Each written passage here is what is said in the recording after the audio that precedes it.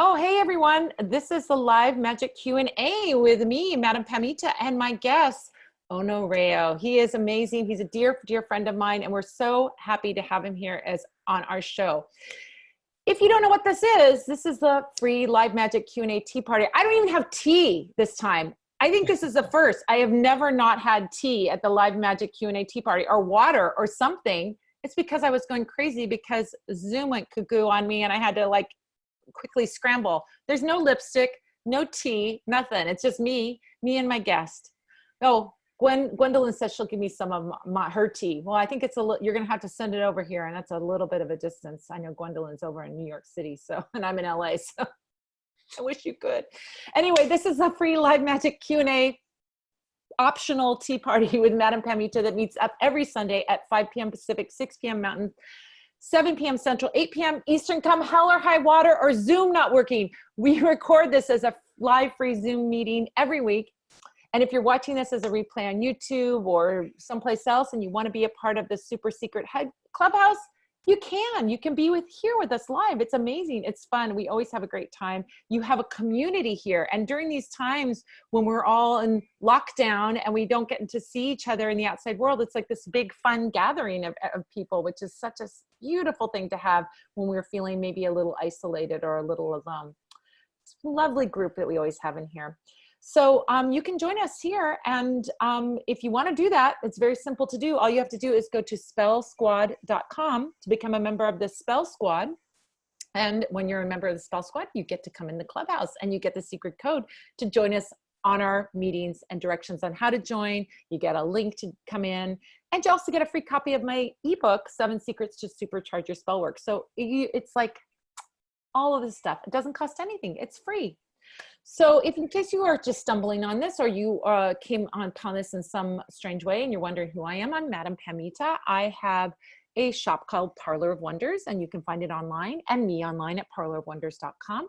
I also have a YouTube channel, which is youtube.com/Madam Pamita, where you'll find a ton of videos, including past episodes of the live magic Q&A with all my guests. So I also have a book out called Madam Pamita's Magical Tarot, and a new book coming out that you can pre-order called The Book of Candle Magic. In my notes, I wrote the Candle Magic book. No, Pamita, it's not the Candle Magic book. It's the Book of Candle Magic. It's the Book of Candle Magic, right? I think it is.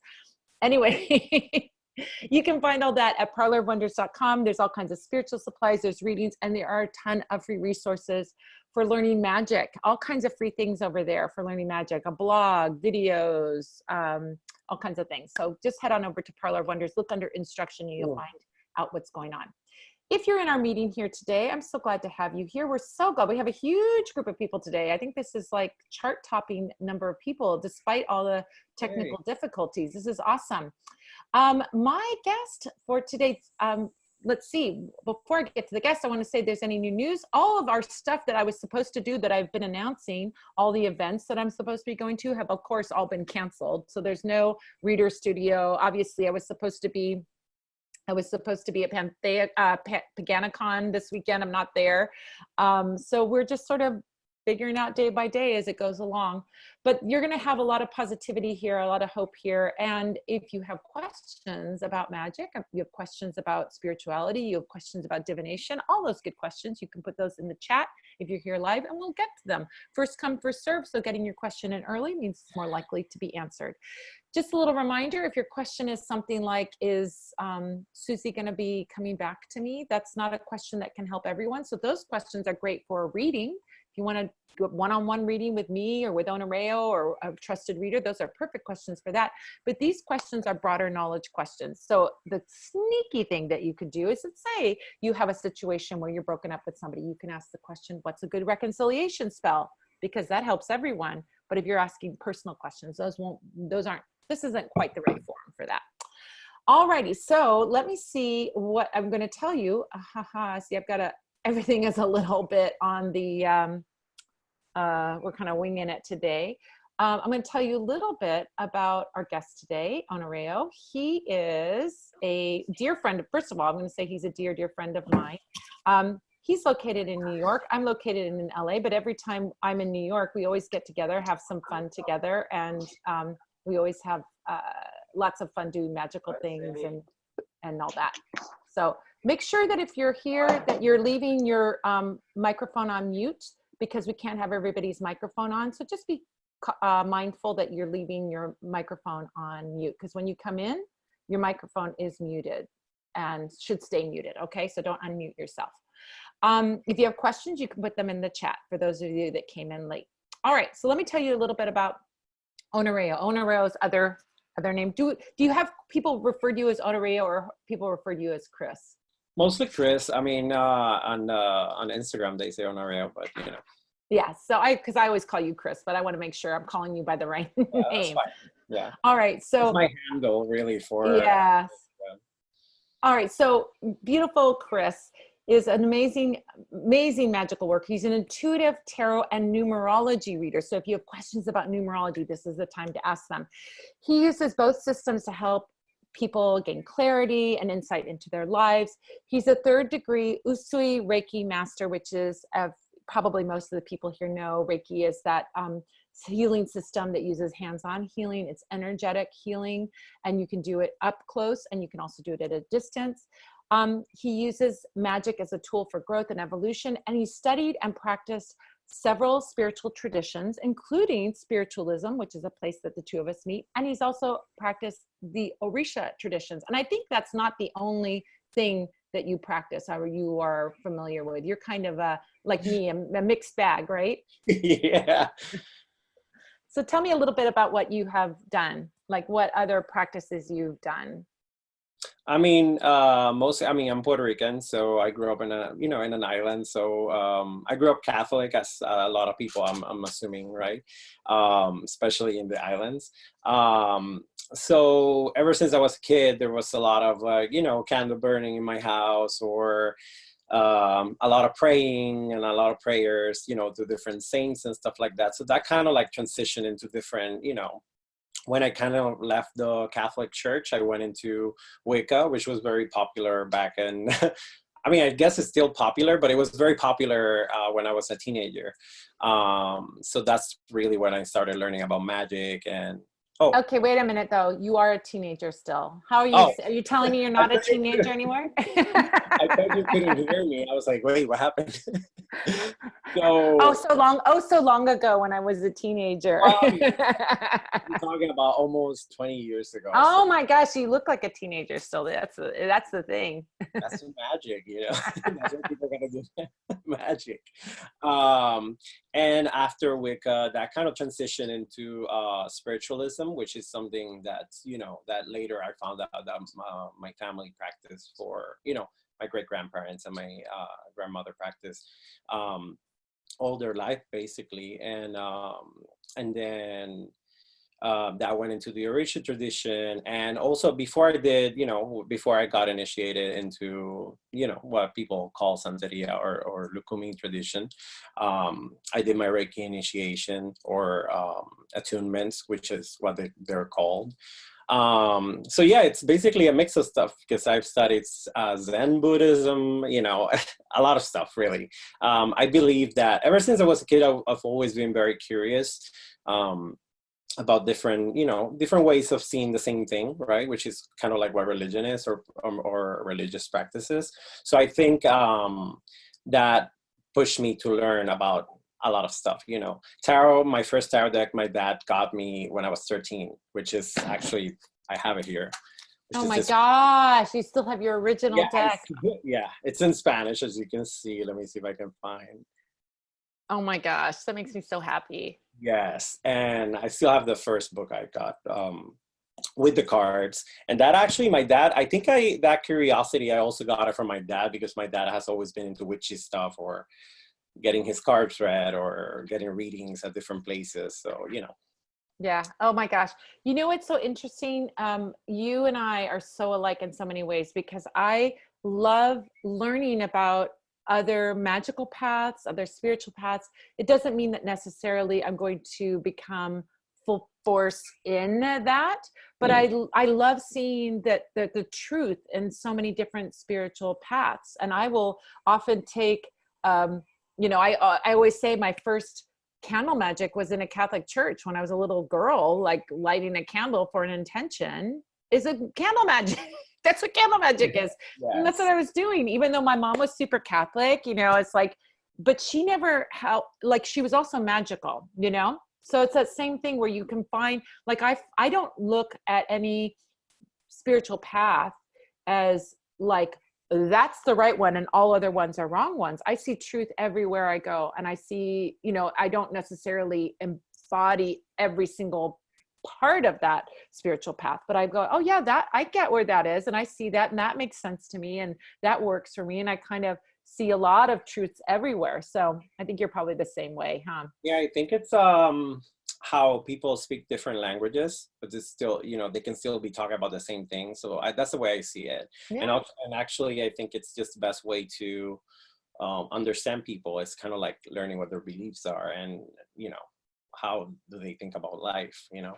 Yeah, it's such an amazing thing. It's like, as I learn more and more, I never really get bored of learning about magic or learning about spirituality, because I find, oh my gosh, I just find so much richness everywhere I look, and so much. So I think you're probably the same way. Do you want to, I mean, do you want to talk a little bit about what you do as your practice? Like, what do you do for people? What things do you offer? Tell a little bit about that. Well, right now I'm getting into, I've always done readings for, you know, when I was in Puerto Rico, I would work at a little spiritual shop. And I did it in Miami also when I lived there. But I always did it as a kind of like a side gig, you know, and having my own, you know, I do makeup. That's, you know, my, that was my beautiful makeup that one time. I remember. Yeah. Yes. So I have my, my blog, which is Visions by Onareo, blogspot.com, which I write about tarot. I write about different things. And I'm trying to upload a different blog every week. I also have my page, which I created a second page, which is Visions by Onareo on Instagram, which is where I post my card of the day, which I do weekly pulls, you know, so people can choose, you know. It's a fun way, you know, as to kind of get a glimpse of what the week is going to be, you know, as you choose your card. And I think it's fun to kind of like meditate on what the cards are and what they're saying, on what the message is for your week. And I also do personal readings, so people can DM me for information. And, you know, I include numerology in my readings too. So beautiful. I think sometimes, you know, it's very interesting. Like, I don't think of those like pick a card readings as being like a replacement for a real reading.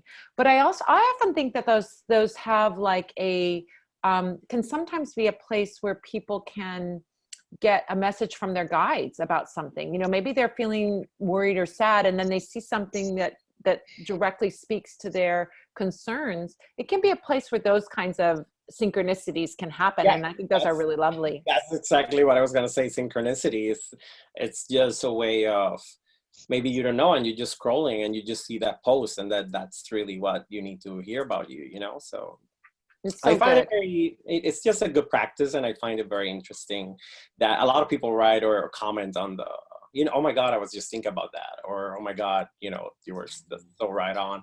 And I'm like, you know, it's for everybody to take something out of it.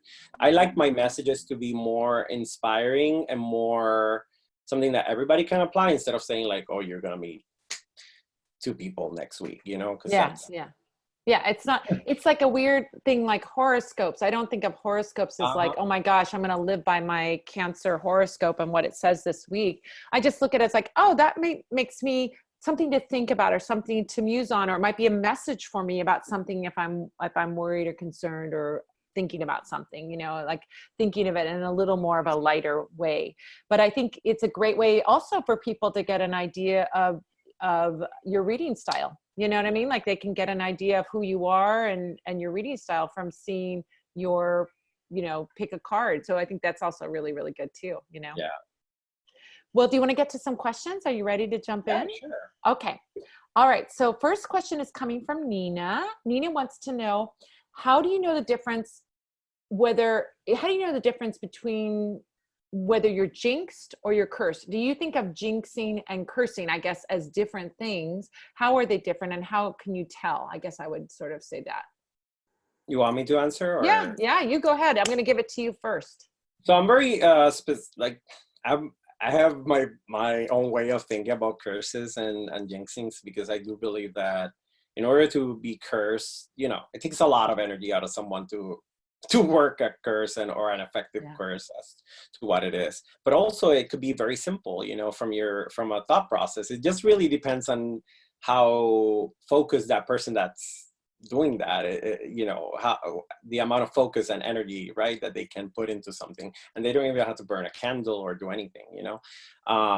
In Puerto Rico, when, you know, when I was growing up, I always grew up with the story of my mom. She said that my grandmother had to take her to a curandera, which is something that we have in Puerto Rico too, a espiritista, no? Which is a spiritualist, right?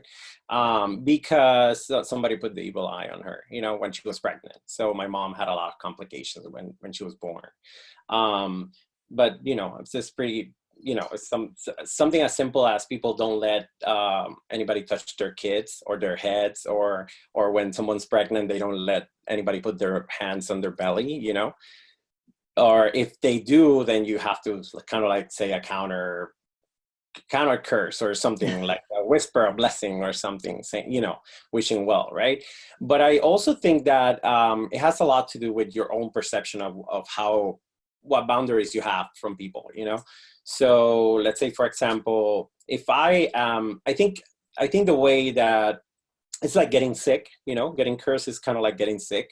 If you don't if your immune system is down, right? If you're you don't take your vitamins, if you're disconnected, that's where you can actually feel the effect of someone's negativity, which is like simple exercise. When you go into a room where people's have been fighting, you know, you kind of feel that dense energy, and you kind of like get in a bad mood, or angry or upset, or even want to cry if you're very sensitive like me. But at the same time, if you do take your vitamins, if you do take your, you know, your shots and stuff like that, which in magic or in spiritual practice would be prayer, if you believe in prayer, you know, burning your candles, if you believe in burning your candles, energetic work, if you're like, you know, an energy worker like Reiki, setting boundaries, protecting your aura, doing regular spiritual baths or cleansings, then nothing's going to get through that. And that's my own belief. And I think also your mental state, if you're taking care of your mental state, which a lot of people use magic to, instead of going to a psychologist, instead of going to, and I think it should be a balance of both, right? So if you're in a right mental health state, that won't affect you. That's my own thought process of that. Yeah, I think, go ahead. Having said, sorry, I know it's long-winded, right? But having said that, if you do feel that things are not, you know, things are wrong, right? Because you didn't have your defenses up, right? Then what do? You start doing stuff like that. You start doing spiritual baths. You get a reading from someone, especially someone that might specialize in that type of reading, or energetic balance, chakra balancing, cleansing. But also it's like noticing things that normally don't happen to you, like things breaking in your hands, you know, tripping on something, losing stuff. Those are kind of signs that the energy might be kind of wonky. Yeah, I think in terms of like the understanding of what, I think you're probably going to agree with me on this one. I think people get very nervous about the idea of a curse or a jinx. And I look at them as the definitions of those words as a little bit different. Jinx, I look at as someone blocking you. And curse, I look at as somebody trying to cause harm, right? So someone might block you from having success or block you from having love. And that's a very different energy than somebody trying to harm you in some way. So there's kind of degrees in that way. And that's just my own definition of those words. But whether it's a curse or whether it's a jinx or whether it's some kind of negativity, evil eye, you know, mal ojo, or, you know, malokio, or whatever you want to even call it. I think of those things, people get very, very, very nervous about them. You know, they get very afraid and very fearful. And I think that part of that fear is like movies and media, and even people that are unethical readers being like, you know, I'm going to, you know, you have a dark cloud over you and I'm going to, you know, bad things are going to happen to you. You know, all those things that we see in the movies, and then people actually do that in real life where they say things like that.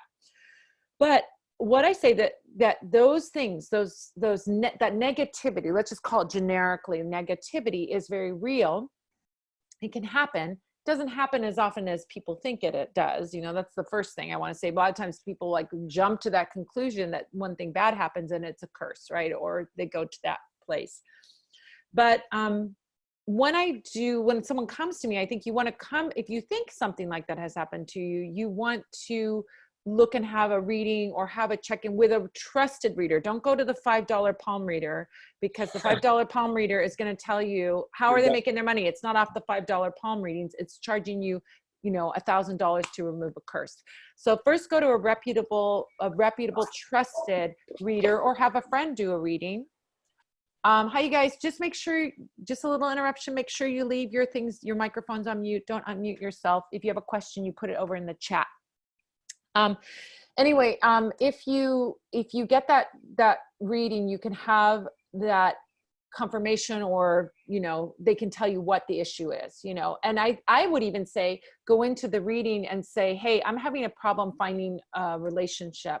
What is the problem? And they may see that it's a different problem than a curse or jinx or something like that. They may see some other issue going on for you. So I'd like to, I'd say recommend going in with an open mind rather than going in and say, do I have a curse on me? Okay. Please keep your mics off, you guys, because it makes a lot of noise when you turn them on. That being said, I always say that curses, jinxes, and so on, for the vast majority of them, they're very easy to remove. It's like stepping in dog poop. If you step in dog poop and you don't do anything about it, and you walk around your house on your carpet, it's a big mess, right? But if you deal with it and you do a cleanse, you do a bath, you do a smudge, you do something, you can get rid of it. The vast majority of those kinds of negativities you can get rid of very easily. Throw up your protection and you're good to go. Okay. So I think if you're worried about that, or you're, thinking about that, or like, oh my gosh, I feel like there's something, just do some work to ground, do some work to cleanse, and then do some work of protection. Do you agree with that? Yes, I mean, protection. I think prevention is the best, like the most effective way of when dealing with curses or anything else. I think I'm very down to earth or common sense about these things. Like when people say, oh my God, I must have a curse because of all this, I'm like, have you analyzed every single aspect of your life and how you're dealing and how everything's going in different ways? And then you can think, okay, it's curse or it's something else. Yeah. I think getting that second opinion from someone you know and trust and feel is a reliable reader is a super important component of that, because just don't go to anybody. I always say, like, geesh, don't go to don't just ask anybody. Go to someone that is a reliable person that can give you a very, that you feel comfortable and safe with. Don't just go to a random person to get a check-in. Some people do want to believe that they're cursed. Some people go and they'll find that person that tells them they're cursed because they don't want to take accountability of certain situations in their lives. That's so true. I think that's I think that's the most important thing, finding a good reader that will call you on your bullshit, and tell you, like, this is what you need to be working on or focusing on, and then if this doesn't work, then tell me how it's going after. Yeah.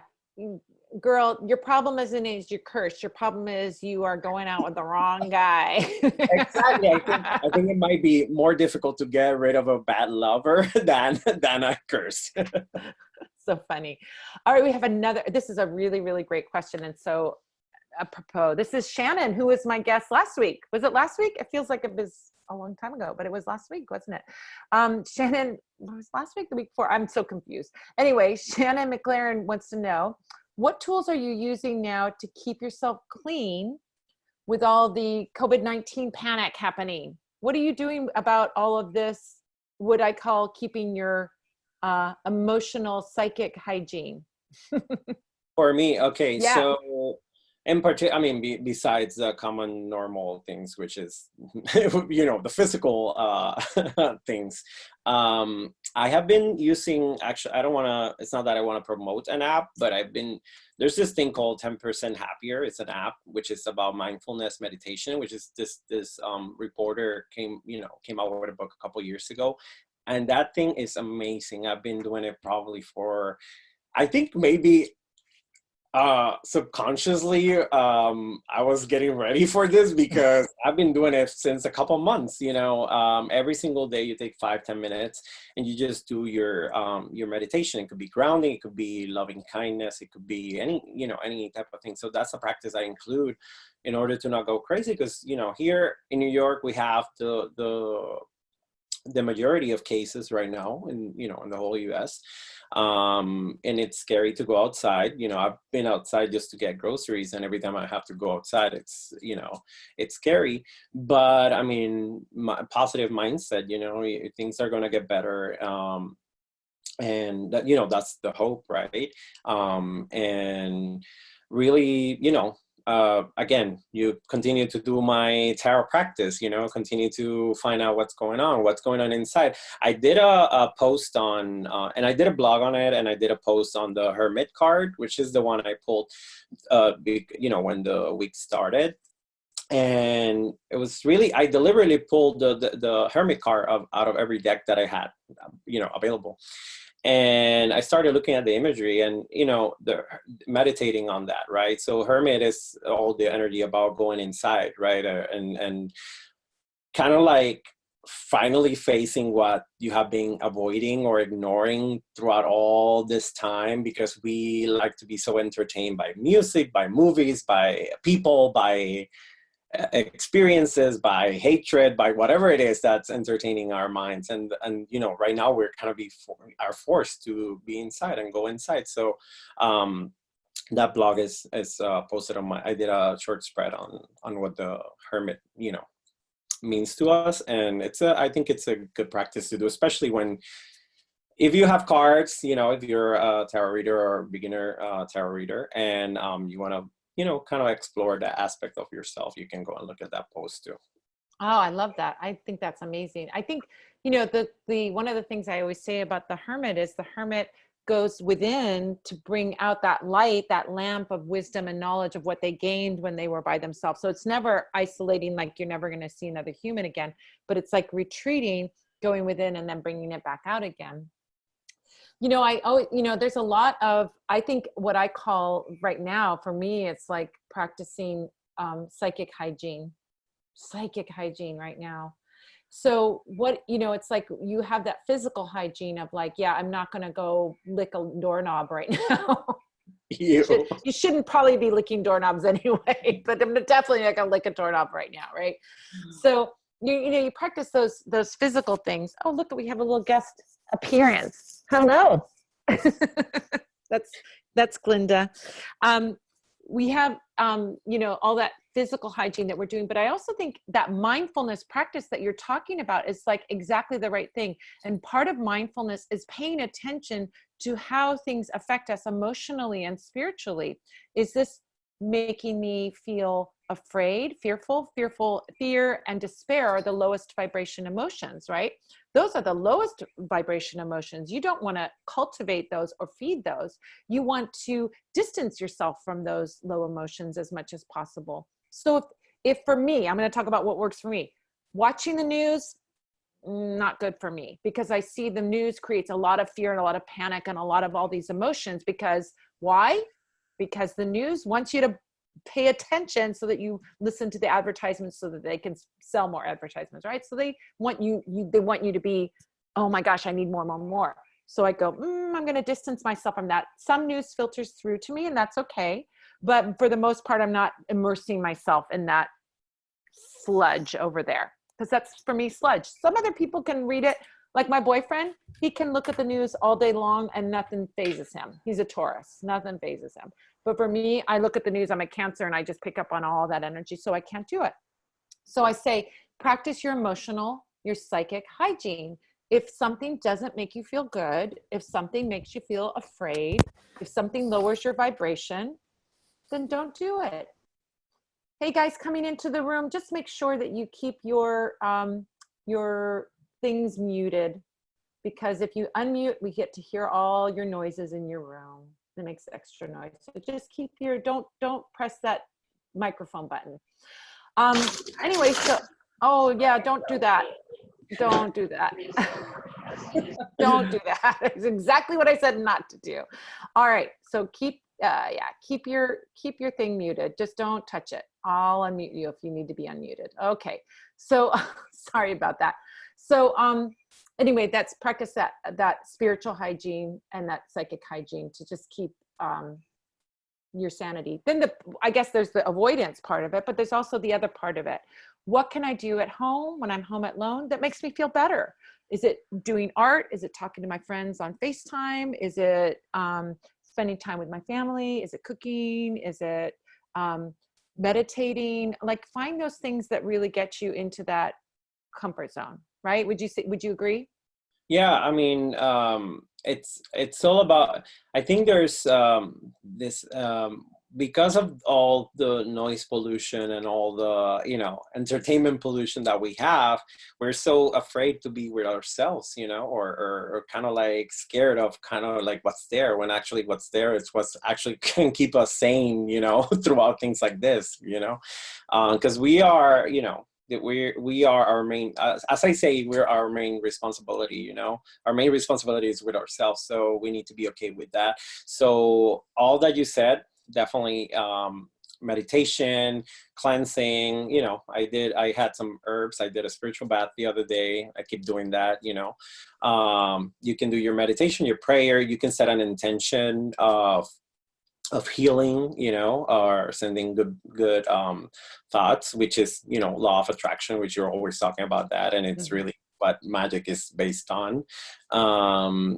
for a cure to be found, or a vaccine, or something that, for things to speed up, which actually, now that we have all this time, if everybody would be focusing on that and creating a collective of energy, really, we would get through this faster, I believe.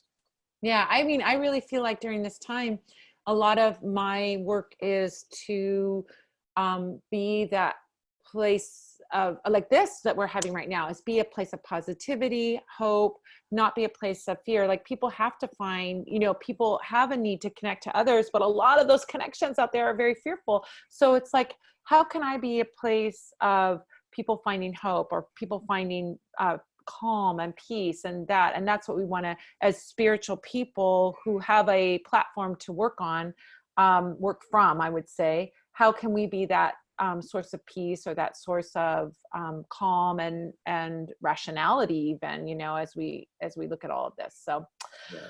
All right, now I have another question coming up. Do you ever work with lodestones? Have you ever done magical work with lodestones? Yeah, I have, actually. I don't know if the ones I use, I got it from your website. I'm pretty sure, maybe. But I'm sure your oils have lodestone, some of them too. So yeah, I think it's a very interesting mineral, right, to work with. But I do work with it, and I find it very very helpful. Yeah, I think, the question that Mimi had is like, is there a special time to work with lodestone? And anytime you want to attract something is the time to work with a lodestone. I mean, if you wanted to work with the moon and a lodestone, you'd work during a waxing moon, which is attraction time. But, other than that, I think depending on the day of the week, what are you trying to attract? You're trying to attract love, you work on a Friday. If you're trying to attract more clients, you could work on a Thursday. If you're trying to get someone to talk to you or communicate better with you, you'd work on a Wednesday. So it's kind of matching it to the thing you want to attract. But I think she's asking about your lodestone spell, right? Is that what you have one on your website? I have all kinds of lodestone information everywhere. I have a podcast episode. In fact, here's something I want to share with everybody that it doesn't sound like a big deal, but it is a big deal on a certain level. It may not be a big deal to you guys, but I'm super excited about it. I've been going through all the podcasts and getting written transcriptions of all the podcasts, and slowly I'm putting those up on the website. Now, for most of us that are here in the room, it's going to not be a very exciting thing. It's like, well, yeah, then I can look at the recipe that you talk about and I can just grab the part, you know, screenshot it or, you know, copy and paste that part that I want. But why it's really exciting to me is that people who have hearing impairment can now get the information from the podcast. It's visible.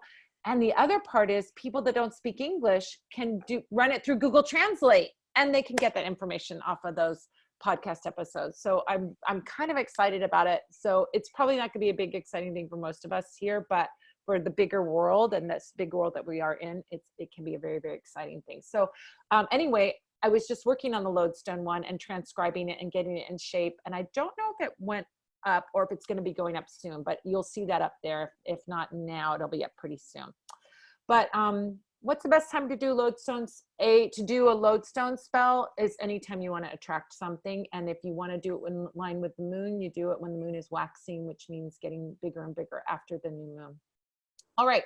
People are so excited that you're here. They're like, yay, numerology, yay, Reiki, yay. Everybody's so excited. Okay, Juan has a question about the master numbers. This is a great numerology question. Tell us, do you work with master numbers? Do you know about master numbers? Yeah, well, I mean, it depends. It depends what people mean by master numbers, because I think to me, numerology is mostly 1 through 9, right? And then with the 10 being the number 1 again, and everything else is doubles, right? So a lot of people call out 11 as a master number, right? 22, and then they do 33, which was the age of Jesus, or, you know, but it depends on your belief system, really. To me, I think would be more as a, if I would say, let's say, I think I read somebody wrote about number 22. Yeah. iPhone asked about number 22. Yeah. So number 22, if you think about 2, is all about balance and about connection and about relationships, right? So I think number 22 has to do with, like, it's kind of like doubling up on that, right? And maximizing that. And probably that person is their path on earth, right? Or without sounding too too metaphysical, it's all about connection, and kind of like someone that people go to connect to some other people. You get what I'm saying? Like as a catalyst, maybe. I don't know if that's the right word. Yeah, that's the right word. You know, like the 6 degrees of, you know, like you're the contact person to meet all these other people. So networking, that's what I meant, right? So Yeah. someone who's very good at networking, if they have that number. There's also these things about 1111 or 222, 333. I find that when those numbers, when you are aware of those numbers in your phone or in your clock or in your watch or whatever, it means that there is some spiritual change going on, or there's some information that's coming to you. Every time you see those numbers, you kind of look what that number means, which is 111. It's like there's something about to begin. And if you keep seeing 111, it means, you know, beginnings are starting to happen. Same thing with 222's relationship, 3 about work, and so on and so forth. Yeah, I agree. I think it's fascinating. And I would say the only thing that I would say, I'm going to guess you're probably going to agree, is like we sometimes have these phases where we'll see those numbers like over and over and over and over and over again. And then the phase calms down and maybe we don't see any numbers repeating, or we see a different number repeating. I look at those numbers as really those, like our spirit guides saying, hey, we've got even if you don't know anything about numerology, those repeating numbers are your spirit guides saying, hey, wake up, I got a message for you. But if you do know about numerology, you can get very specific in what that message is that your guides have for you, and understand a little bit of what they're trying to communicate to you. And, you know, beyond that, I don't think you have to be a numerologist to say, oh, my guides are trying to communicate, or my guides are there with me and they're reminding me. But, I think there's some people, I imagine there are some people that just see that number their whole life long, and they always see that same number always over and over and over again. But I think that for most of us, we go through phases where, because topics change, our interests change. And as someone who's seen 22 all the time, or 222 all the time, or seeing 2 all the time, they may be getting a message about relationships, or about love, or about partnerships in some way, or like you said, about connecting people together. It could be all kinds of things. You have to look at for yourself, interpret what that means through your guidance, interpret what that means. And if they don't know what it means, if you guys don't know what it means, you can go to somebody who's like a numerologist, like Chris or like Gwendolyn, you know, who was on before and who I know was here. I don't know if she's still here, but yeah. Yeah. You can go to these people who are numerologists, and they can help you get really in depth about what those numbers mean for you. I mean, I'm a numerology dabbler. I learned about numerology from Gwen. That's where I learned it. So, oh, okay, guys, keep your things off.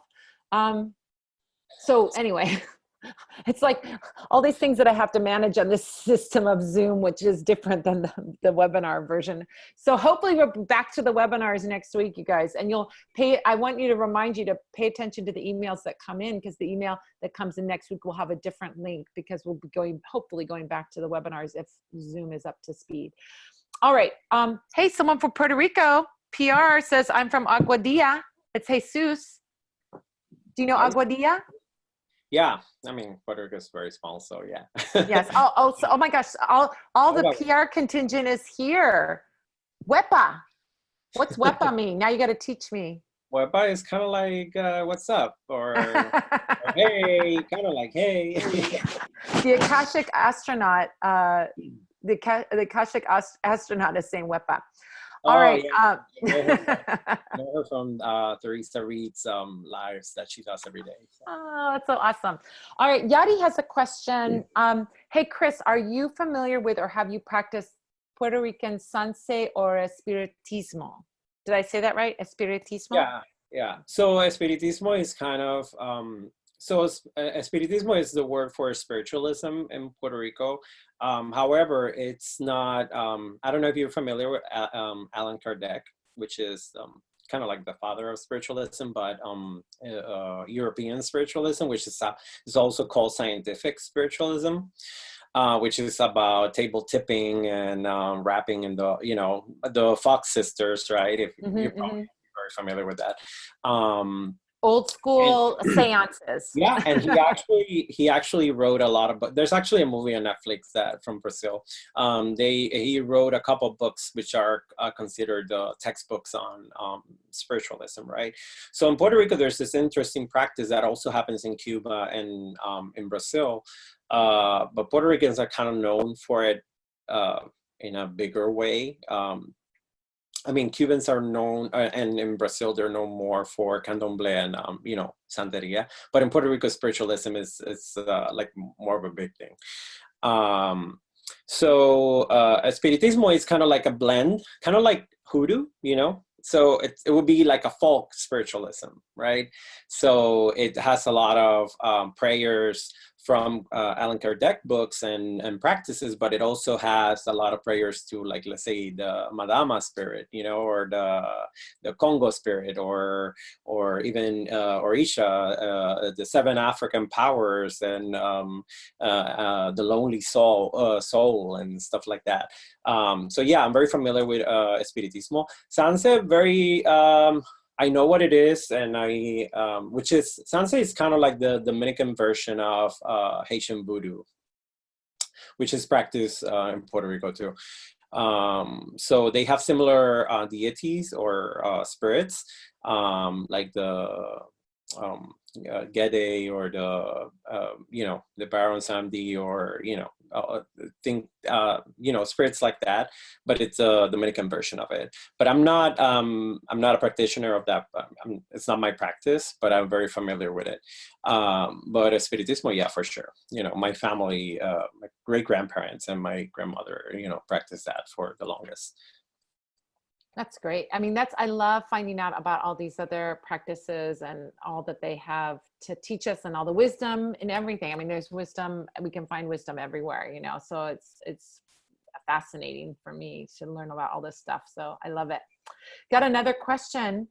Farah wants to know, hi, Onareo, what are numbers that are able to help bring prosperity into your business? And I guess another part of that is, like, how do you bring numbers into your practice? Yeah, so I mean, I guess, and that one you probably have a more in-depth answer for that one as far as including numbers in your magical practice. Because if you watch Madame Pamita's video, she always does everything with numbers and different candles and the arrangement. So numbers, I mean, it depends. Numbers are something that are work very different for everybody. You know, some people have very, I feel that some people have aversion to certain numbers naturally, and also some people have a connection with certain numbers. Whereas some people don't like the number 7, they don't think it's lucky, and then they think 13 is lucky, and vice versa. Some people think 13 is unlucky. So it really depends. But numbers I would associate with business would be probably number 6, which is a number of community. So when you want to bring stuff together. Number 3, which is about work, you know, and building, right? 4, structure, but mostly I think 6 and 3 would be my numbers for when working for things, kind of like creating stuff and for money. Yeah, it's interesting. I love hearing your opinion and wisdom about it, because the first place that I went to was thinking number 4, because number 4 is stability, but maybe you're growing something. So if you're growing something, you might want to have a different energy. Or if you want, I mean, it's kind of like, I think of every number has a different energy and a different thing that it brings to the table. So maybe let's say you want to be the big boss, you might want to be an 8, right? If you Yeah. want to be in leadership, you might want to be an 8. When you're starting your own business, just use the number 1, you know? Yeah, if you want to be a solopreneur, you be number 1, or start something new, you could use number 1. But yeah, I think there's different kind of vibes of like, it's kind of like when we talk about magic and you bring herbs to it, you know, something, right? Well, there's 70 different or more, hundreds of different herbs that you can use for love spells. Let's say dozens and dozens of herbs that you can use for love spells, but each one has a kind of different thing. So a rose is not going to have the same thing as an orange blossom, is not going to have the same thing as cinnamon in your spell. They all bring a different kind of flavor. So I think depends on what kind of flavor you want to bring to your business. So generically, you know, you say like, well, 6 or 3 is a great one, I think, generically, of like growth, movement, that triangle energy where you're like forced, you know, something's happening and creation is happening. And I know Farah, because I know Farah, and I know that you're creating something. So 3 would be a great one. But if you've got something that's already good and you want to keep it there, then you might want to do 4 to stabilize it, or to keep it, you know, when things are all crazy outside, I want to keep it protected and I want to keep it safe. You might want to use 4. So I think as you go and you learn about numerology, you're going to want to bring lots of different kinds of flavors to the table for different situations, just like there's different herbs for different spells, right? So good one though. I love that, because I wouldn't have thought of 6, but then of course 6 makes sense, because you want clients, you want community, you want connection, right? Yeah, like for example, and just to, I know you're going to another question, but like for example, I think about numbers and I automatically think about tarot cards, right? So you look at the 6s, they're all about help, you know, they're like, or some type of exchange with somebody else, like 6 of Cups, the big kid is giving the little kid some cups, 6 of swords, someone's helping you through it, you know, 6 of wands, celebration, and 6 of coins, like somebody helping you. So or receiving help, or being open to help, or help is available, right? So those are the things I think. It depends. I mean, you could work with it with you know, it's very personal too. Yeah, I mean, I think that's fabulous. I love the, you know, 6 to me always represents the hive, you know, because that 6-sided shape is the shape of the bee. Right? Is it hexagon? Yeah, hexagon is, yeah, it's hexagon, is the shape of the bee, has the cells of the beehive, of the honeycomb. And that idea of like working together in community. I mean, all 6s, right? All 6s have community in them. They all have connections to other people in them. On the tarot, as I'm looking at it, I'm thinking of it. Yeah, they all have. It's all about kind of like help in general, because even if Six of Cups, if you look at it as a card that talks about remembrance and then thinking about about thinking about the past or nostalgia, right? Those are things that you're probably looking into those memories to help you get through whatever you're going through, or to find information that you don't remember and it's bringing it back. So it's all about, I think that's what the six symbolizes. And from a numerology standpoint, six is about community and about connection. Yeah. You just went through five, which is a lot of change and a lot of upheaval. Maybe sometimes I think five gets a bad rep because it's just maybe drastic change, kind of like similar to kind of like the tower maybe, but it doesn't necessarily have to mean that there's something bad. It's just really a restructuring. Yeah. That six is a great one because I think it connects everything. So we didn't even get to address how you can use them in numbers. You can use it in the number of candles. You can write it that many times on your petition. Like if you write the same petition, just like Bart Simpson writing on the chalkboard, you can write a certain number of times. Like my business is successful. If you write it 6 times, right? Then you write your name 6 times across it. There's a beautiful petition paper that you can do. We'll get to a couple more. We only have time for one more question really, but we got, I have G is asking a question. I have a psychic gift that is growing, but I don't know how to control it. What can I do? Have you ever had the experience of getting messages, Chris, where you're like, oh my gosh, I don't have control over my psychic? Wait, is that almost like at the end of the question? Sorry, I was trying to find it on the question. So no, it's not. No, it's not even near. We got 83 questions that we didn't get to. I think messages that we didn't get to.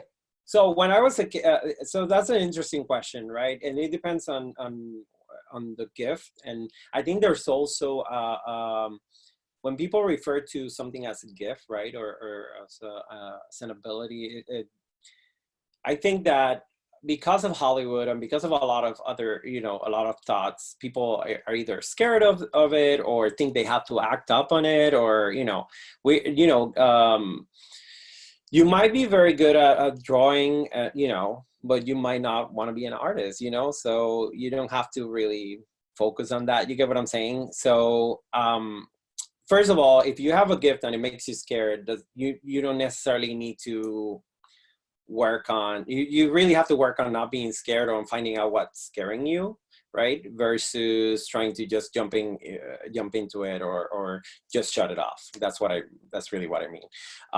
When I was growing up, I remember going to bed and I would, this is gonna sound like mental issues or something. But I would go to bed and I would listen to a lot of conversations, like when I was already in bed, and that really scared me. And I think I shut that off for a while, up until when I started practicing other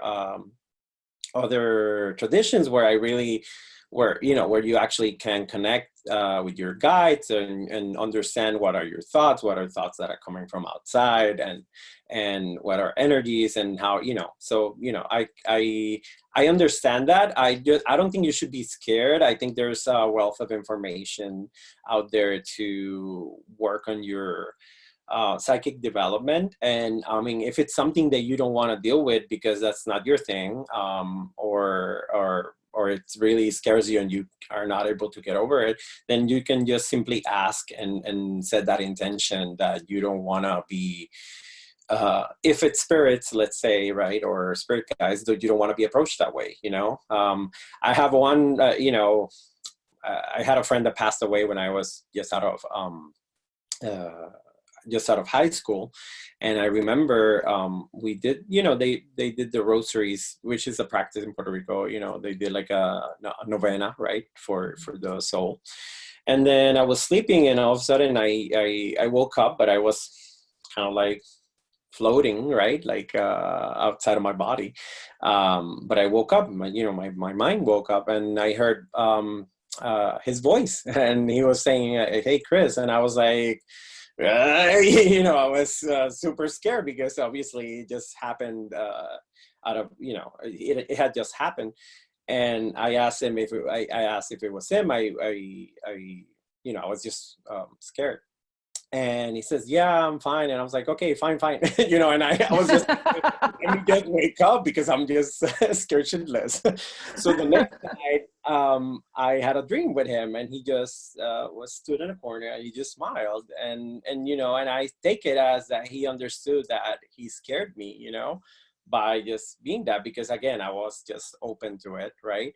And we got along so great in life that he just wanted to let me know it was fine. So that was it was scary at first, but then I laughed about it afterwards. I'm like, this is just too funny, I wasn't ready for that type of contact. But I think people think that when people pass or that spirits automatically know a certain way of communicating with you, and it's just gonna be whatever's open, they're gonna go through that. So yeah, I agree. And you know what, you hit on something that was like in my mind, and I was, when this question came up, which is that especially when you're working with spirit guides, spirits, anything like that, you can set up boundaries and they respect the boundaries.